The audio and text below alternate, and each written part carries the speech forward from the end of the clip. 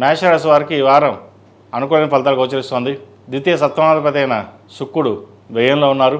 అదేవిధంగా శనితో కలిసి ఉన్నారు. ఖర్చులు అధికంగా ఉంటుంది. కొన్ని శుభకార్యాలు చేస్తారు. రావాల్సిన బెనిఫిట్స్ ఏవైతే ఉన్నాయో కొన్ని అనుకూలంగా వస్తాయి.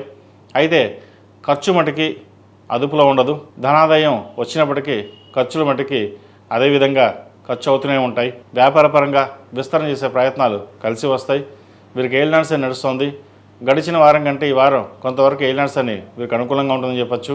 తృతీయంలో గురువు ఉన్నారు. భాగ్యాధిపతి వ్యయాధిపతి అయిన గురువు తృతీయ స్థానంలో ఉన్నారు. అదేవిధంగా పంచమంలో కేతు ఉన్నారు. సంతానం సంబంధించిన విషయ వ్యవహారాలు సానుకూలపడతాయి. మంచి అభివృద్ధిలోకి వస్తారు. విదేశీయానం చేసేవారికి అనుకూలంగా ఉంటుంది.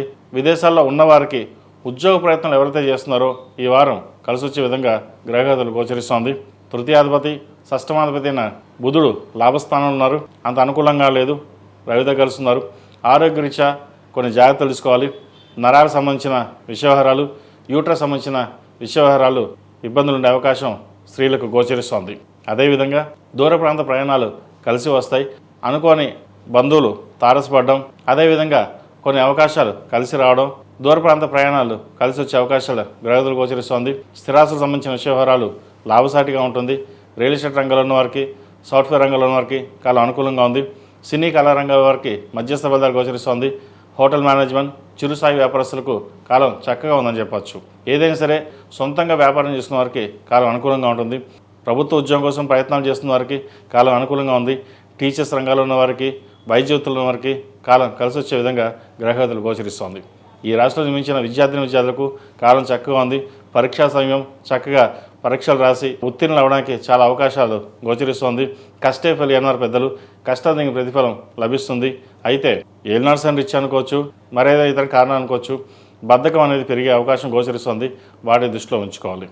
అదేవిధంగా ఈ రాష్ట్రంలో జన్మించిన స్త్రీలకు వృత్తి ఉద్యోగాల పరంగా, వ్యాపార పరంగా ఈ వారం చాలా వరకు సానుకూలంగా ఉంటుంది. ఉద్యోగ విషయమై ట్రాన్స్ఫర్ కావచ్చు, లేదా నూతన ఉద్యోగ ప్రయత్నాలు ఏవైతే ఉన్నాయో వీరు కలిసి వస్తాయి. వివాహ సంబంధించిన విషయవరాలు సానుకూలంగా ఉంది. మంచి సంబంధం కుదురుతుంది.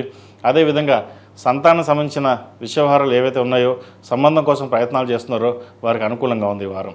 ఈ రాశివారు ప్రతిరోజు ప్రతినిత్యం ఓ నమస్య ఒత్తుతో దీపారాయణ చేయడం, అష్టములుగా తైలంతోటి, అదేవిధంగా సుబ్రహ్మణ్య స్వామి వారికి అభిషేకం కానీ, సుబ్రహ్మణ్య స్వామి అష్టకం కానీ పండించడం చెప్పదగిన సూచన. ఈ రాశిలో జన్మించిన వారికి కలిసి వచ్చే సంఖ్య 8, కలిసి వచ్చే రంగు నావీ బ్లూ. ఏదైనా పని మీద బయటకు వెళ్ళేటప్పుడు గురువారం కానీ శనివారం అడిగిన వెళ్ళండి. మంచి ఫలితాలు సంప్రాప్తిస్తాయి.